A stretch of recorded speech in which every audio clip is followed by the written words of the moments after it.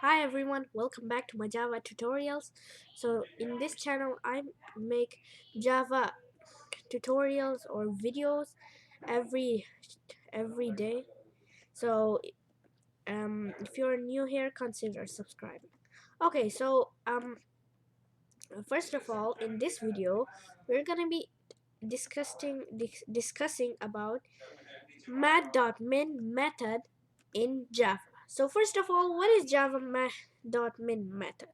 Well, basically Java math.min method, Java math.min method is used to ask Java, just like math.max method, that Java so we'll just create two values again, which is gonna be and 16 and 10, 16 and 10. Okay, now um now with these examples we're just asking Java or our compiler or our software if Java um is 8 the max is is 10 the maximum minimum number, or is 16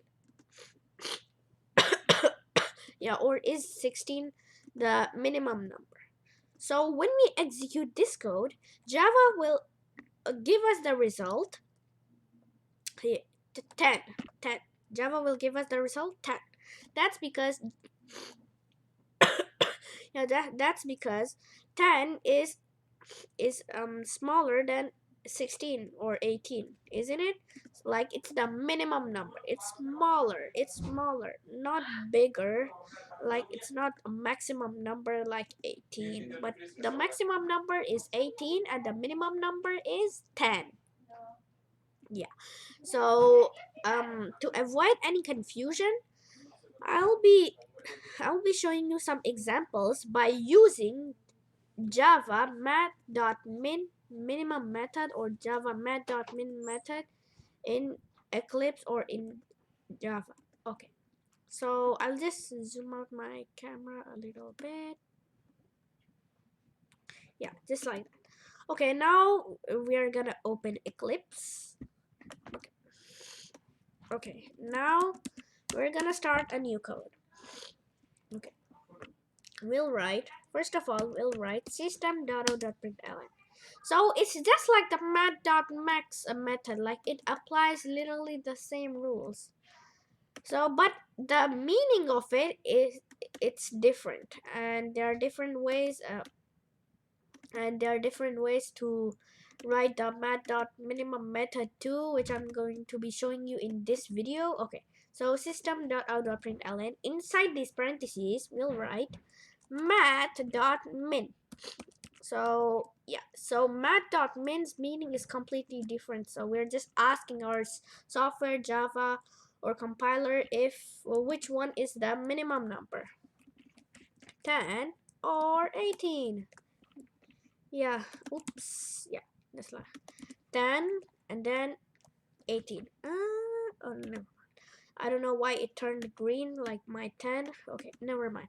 And also we always have to separate our values 10 and 18 by putting a comma between 10 and 18, because if you don't put this comma, Java won't understand what you're trying to say.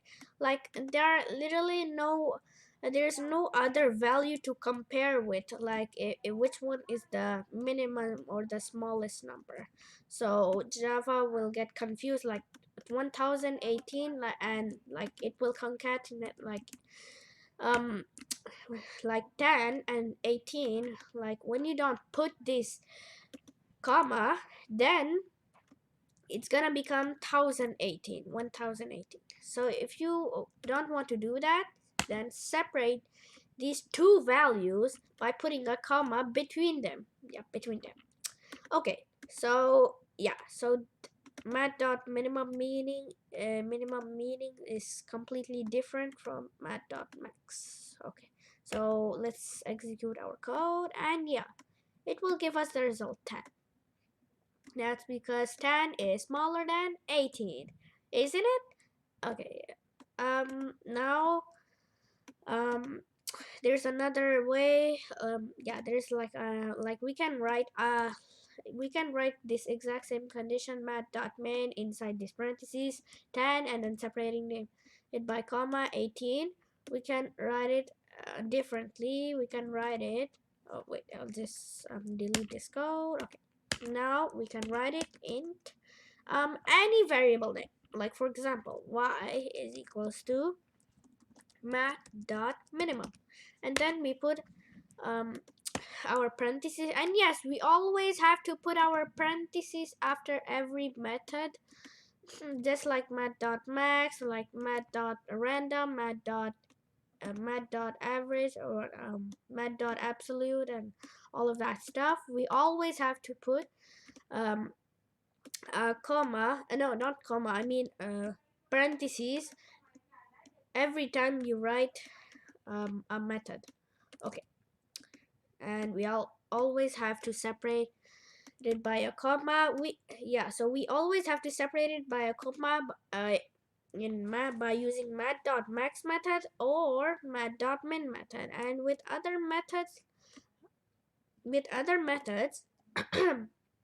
we want like we shouldn't put our like parentheses, and no, not parentheses, I mean like values and then separating them by like any value. No, no, no.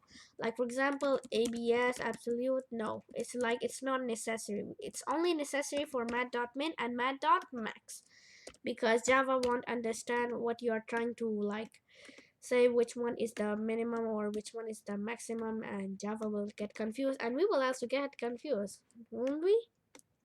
Okay, so let's just create another value, like other two values, 76 and then 90. Okay, so when we execute this code, oh yeah, I forgot. Yeah, we also, to execute this code, we have to write the system.out.println. Inside these parentheses we have to write the variable y. The variable y. And so it's gonna do like the exact same thing, but inside the parentheses of system.out.println, it's way more faster than like writing int y and then setting it to math.min and then printing the variable y. Like we can, instead of just doing that, we can just write in the parentheses of system.out.println and then math.min and then always parentheses and then separating two values by a comma. Okay, so in today's video you just learned how to the math.minimum method, or we can also say math.min method, and different ways to write the math.minimum method, just like the math.max method. And you'll also learn that you should always put the parentheses every time you write a method. And yeah, and the math.min, and yeah, every time you write math.max or math.min, you have to write in the parentheses two values and then separating them by a comma. If you don't do that, Java won't understand and it will give you an error. So, and yeah guys, that's it for today's video. So make sure to like, share and subscribe. Don't forget to turn on the notification bell too, so it will remind you whenever I upload a new video. And yeah guys, have a nice day. Bye.